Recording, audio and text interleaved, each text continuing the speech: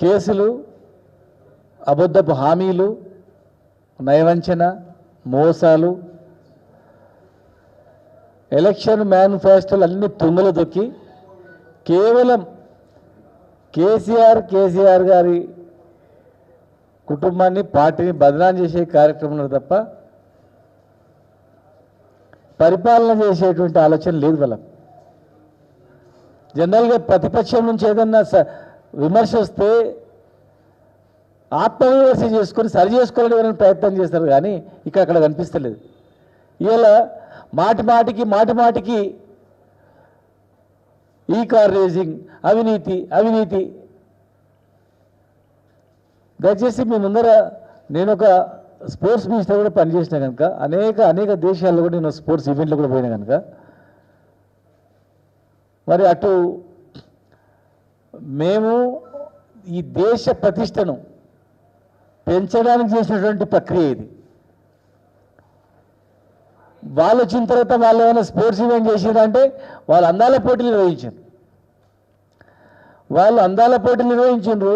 మేమేమో car racing మేము నిర్వహించినాం మా ప్రభుత్వ హయాంలో.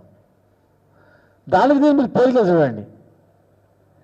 అవినీతి అసలు ఎక్కడ జరిగింది? ఇచ్చిన డబ్బులన్నీ కూడా డైరెక్ట్గా బ్యాంక్ అకౌంట్లో ఇస్తాం. 40 కోట్ల రూపాయలు వాళ్ళ బ్యాంక్ అకౌంట్లో ఉన్నాయి, డబ్బులు ఉన్నాయి. ఏనాడు కూడా ఈ ప్రభుత్వం ఆ డబ్బులు మాకు వాపస్ చేయండి అని ఒక్క మాట అడగలేదు, ఒక నోటీస్ ఇవ్వలేదు.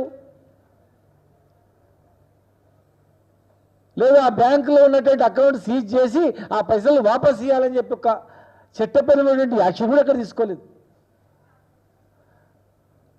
కేటీఆర్ గారు దేశ విదేశాల్లో తిరిగిండు, చదివిండు, ఉద్యోగాలు చేసి వచ్చిండు కనుక ప్రపంచ స్థాయిలో ఈ తెలంగాణను ఆకర్షించాలంటే, తెలంగాణకు పెట్టుబడి రావాలంటే, రాబోయే తరంలో ఫ్యూచర్ జనరేషన్ మొత్తం కూడా వచ్చేది ఎలక్ట్రికల్ కార్స్.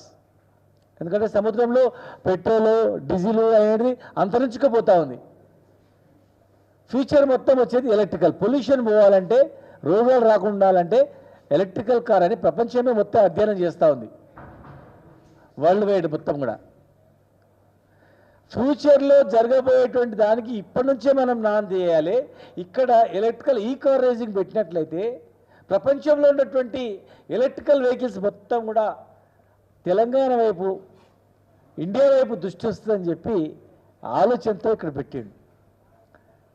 దాదాపు 22 పెద్ద ప్రపంచంలో వరల్డ్ ఫేమస్ బ్రాండ్స్, జాగ్వార్ నుంచి మొదలుకుంటే అనేక రకాలుగా పెద్ద కంపెనీలు అన్నీ కూడా ఆ వాహనాలన్నీ పాల్గొన్నాయి.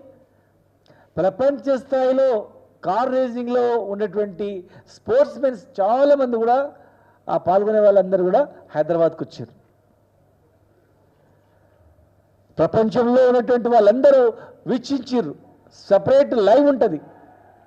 కొన్ని లక్షల మంది, దాదాపు లక్షల మంది కార్ రేసింగ్ చూసిండ్రు హైదరాబాద్లో జరుగుతున్నటువంటిది. పెట్టుబడులు వచ్చినాయి, ఇండస్ట్రీస్ కూడా వచ్చినాయి. ఉదాహరణ నేను చెప్తాను, మా కాన్స్టిట్యున్సీలోనే 10,000 కోట్ల పెట్టుబడి పెట్టేటువంటి Amar Raja industry, Amar Raja electrical batteries, lithium batteries company Mahabubnagar రావడానికి కూడా మరి ఇలాంటి దీని వల్లనే మద్రాసు ప్రభుత్వము మేము 10,000 కోట్ల పెట్టుబడి పెడతాము, భూమి ఇస్తామంటే కూడా వద్దు, ఇక్కడ పరిశ్రమల పట్ల ప్రత్యేక శ్రద్ధ ఉంది ఈ ప్రభుత్వంలో అని చెప్పి, plus electrical event car racing కూడా పెట్టిందని చెప్పి అది కూడా కారణంతో ఇవాళ ఒక కంపెనీ 10,000 కోట్లతో వచ్చింది. అట్లా 5-6 కంపెనీలు వచ్చినాయి. ఎలక్ట్రికల్ సంబంధించినటువంటి బ్యాటరీస్ తయారు చేసినటువంటి కంపెనీలు వచ్చినాయి. 700 కోట్ల రూపాయల బెనిఫిట్, 700 కోట్ల రూపాయల అమౌంట్ డైరెక్ట్గా లాభం వచ్చింది. రకరకాలుగా హోటల్లో కావచ్చు, తర్వాత ఇంకా అనేక రకాలుగా రావడానికి వాహనాల ఛార్జీలు కావచ్చు, జిఎస్టీ, రకరకాలుగా అన్ని రకాలుగా ఇంతమంది వచ్చినందుకు అడ్వర్టైజ్మెంట్స్ రకరకాల దాంతో తెలంగాణకు మనం చెప్పింది కాదు, ఇది ఇండియాలో ఒక సంస్థ చెప్పినటువంటిది. మీరు పెట్టినొచ్చు 40 కోట్ల పెట్టుబడి, కానీ దానికి 100,000 రేట్లు మీకు లాభం వచ్చేసింది అని. 700 కోట్ల రూపాయల డబ్బులతో పాటుగా కంపెనీలు వచ్చినాయి, 4-5 కంపెనీలు ఇక్కడ వచ్చినాయి. ఎంతోమంది ఇక్కడ వచ్చి సిటీ మొత్తం పండుగ వాతావరణంలాగా ఉంది. ఇండియా ఎక్కడ జరుగుతుందంటే ఒక దేశ రాష్ట్రానికి కాదు పేరు వచ్చింది, భారతదేశానికి పేరు వచ్చింది.